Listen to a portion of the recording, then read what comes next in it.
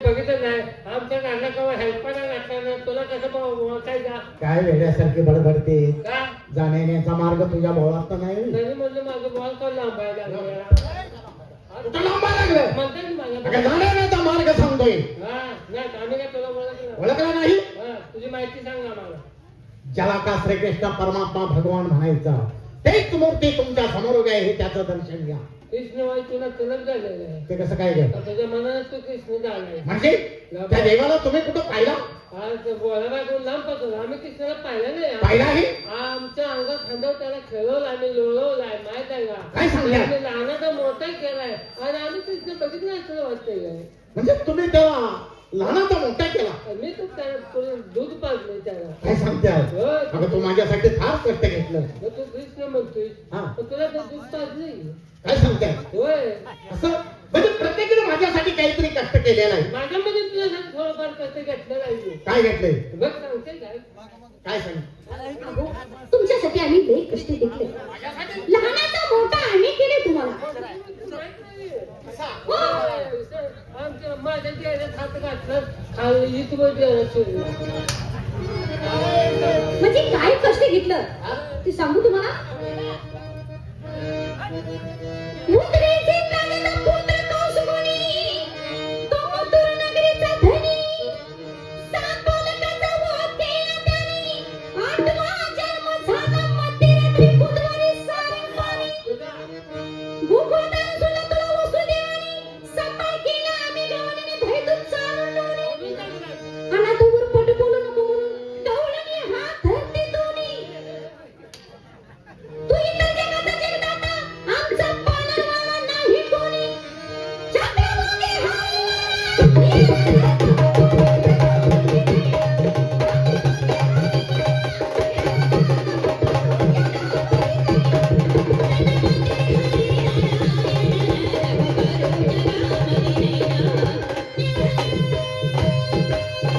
खेळणे म्हणे तुम्ही माझ्यासाठी कष्ट केला आणि मी तुमच्यासाठी काय केलं ना असं कोण म्हणतं माझ्यामुळे एवढी तुझी सेवा केली आहे.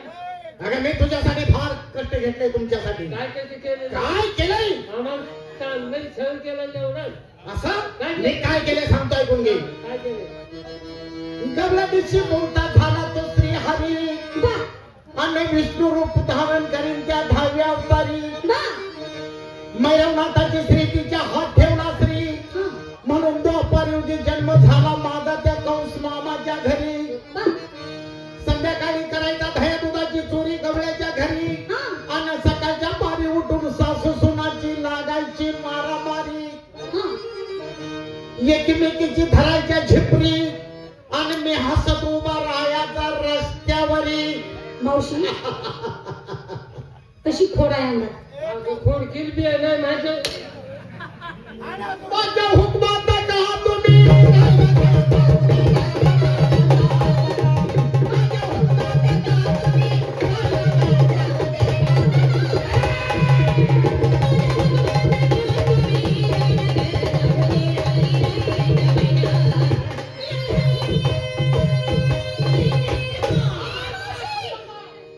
हा यशवंतीचा कांता ओ कांता! ए, मला कांता म्हणू नका. आम्ही कांता म्हणणार. कांता म्हणू नको तुला आम्ही झाला काय म्हणणार कांता म्हणणार होय मानव पाय देऊन केस उपडी तर शाळेचं मागं हा यशवंतीचा कांता रानासारखा घरासारखा रुखीला 4 वाटा दह्या दुधाची माठ फोडून केलास मुलं 10 रुपये तोटा हे कळल्यानंतर आमच्या डोळ्याने मारून टाकतील तुला यमुनेच्या काटा तुझी माता रोजना करून कुठे गेला माझा बेटा अनाशानेच्या खोड्या करू नको माझ्या महिनेच्या माझ्या महिन्याच्या पोटात तुझा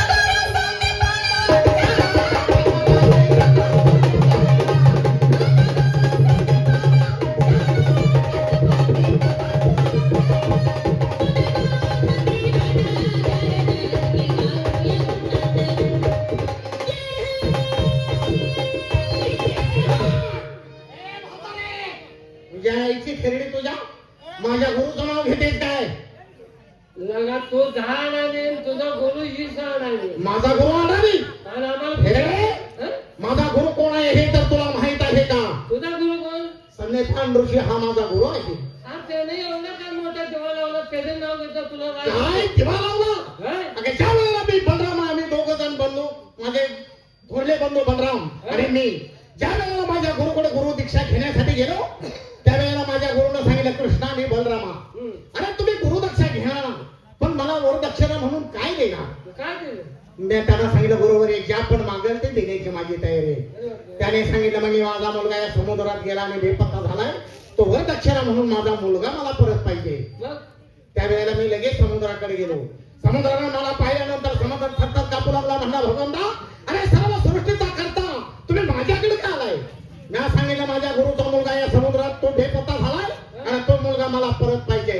अहो तो मुलगा आमच्यापासून स्वर्गात यमानाने आला नाही. अरे बापरे, स्वर्गात गेला. लगेच स्वर्गात गेलो. हं. यमानं मला पाहिल्यानंतर यम असा पळत आला आणि म्हणला भगवंता अरे माझ्याकडे येण्याचं काय कारण आहे? मी म्हणला संदीप ऋषीचा मुलगा स्वर्गात तुम्ही आणला तो मुलगा मला पाहिजे. तो मुलगा माझ्या कामाचा आहे. बरं. लगेच तो मुलगा दिला. अरे तो मुलगा घेऊन आलो स्वर्गात. खेरडे माझ्या गुरुला गुरु दक्षिणा म्हणून तो मुलगा मी परत केला आणि माझ्या गुरुला आणाने म्हणजे तुझ्या आईची माकडच्या अरे यमाच्या तावडीत सापडलेला मुलगा स्वर्गात न तू खाणे आणला. मग अरे देवा काय कमाल आहे तुझी. बरोबर आहे. अरे यमाला सर्व लोक भेटतात मग आणि तू यमाच्या मुंडक्यात सापडलेला मुलगा तू खाणे घेऊन आला. परत घेऊन आलो. गरीबाचं काम काय तुझी काय अडचण आहे? तर अडचण आहे. कोणची? आमचा बाप मेलाय. बर मग आमची आई रिकामी पडली आहे. मम्मी काय करायचं? आमच्या बापाला बघून सांगते तुझी आठवण कोण रडत असते. बर मग येड्यावानी करते रातची झोप येत नाही. हं. त्या अंगावर चुडू चुडू सारखी रडत असत्या. बर मग नवरा नवरा म्हणून सारखी रडत्या. मग मी काय केलं पाहिजे? तुझ्या पाया पडते. मग आमच्या आईसाठी एक रात्र आमचा बाप खाली आमच्या आई तुझ्या आईची खेळणी तुझ्या मेलेली माणसं खाली आणायच्या कामावर आहे का ते? जमाच्या तावडीत सापडलेला मुलगा स्वर्गात तो खाली आणून आमच्या बापाला घेऊन यायचा. ते आता होत नाही. म्हणजे आता तू स्वर्गात जात नाही. आता नाही जात नाही. आणि तो आता तू जाऊच नको. का? माघारी यायचा नाही. परत गावोगाव माझा पैसे कुठे घ्यायला आम्ही कुठं तुला उडकायचं नाही. तुझ्या आईची खेळणी तुझ्या हे? कमलाने तुम्हाला सांगू काही आणि ह्याच्या पुढचं तुला काही येत नाही. ओरडतो का? सांगणार आहे. कमलाने तुम्हाला सांगू काही आणि हे पद्माचे पाय कोणाच्या दृष्टी पडायचं नाही.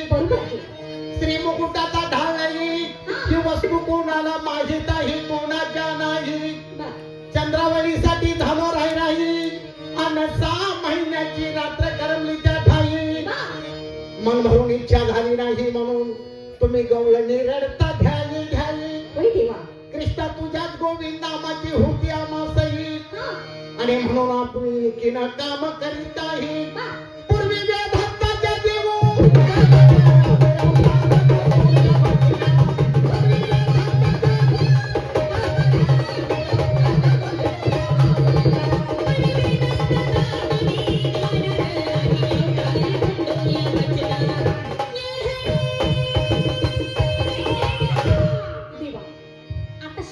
शेवट माझी मुलगी काय सांगते ते आहे.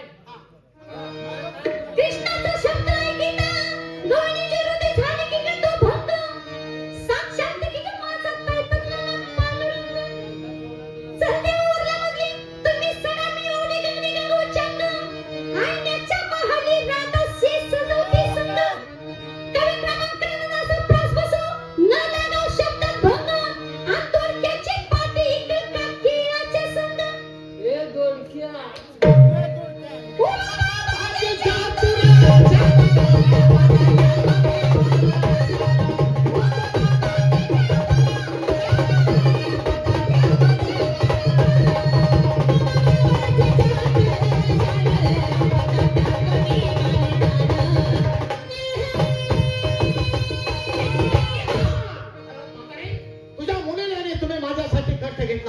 आणि मीही तुमच्यासाठी कष्ट घेतलं. तुमचा आमचा फार पूर्वीचा जुना संबंध आहे. तू कोण आहे तुला आम्ही ओळखलं. ओळखला आहे ना.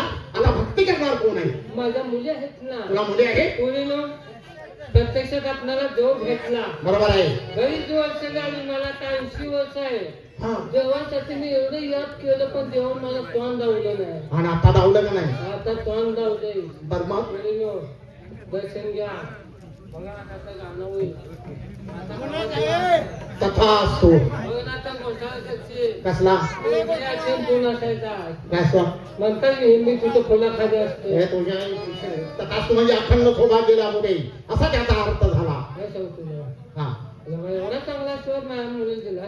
मला बी चांगला आशीर्वाद देणार, देणार. माझं बी चांगलं भाऊ. होणार. एखादं याकच मुल पाहिजे. ठीक आहे. अष्टपुत्र सौभाग्यवती भाऊ.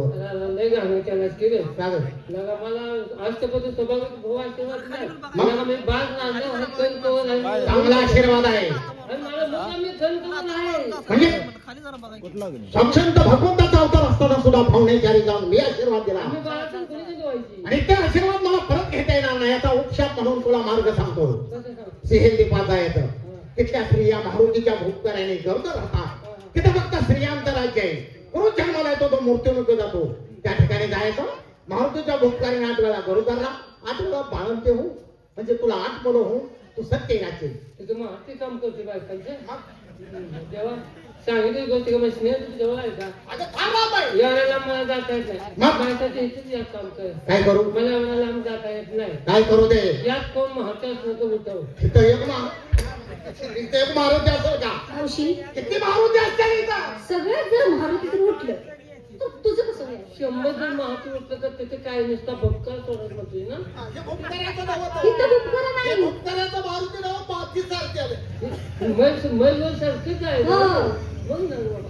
तुमचं पडते बघ. मला चला भक्तीला सुरुवात करा. तुमचा भाव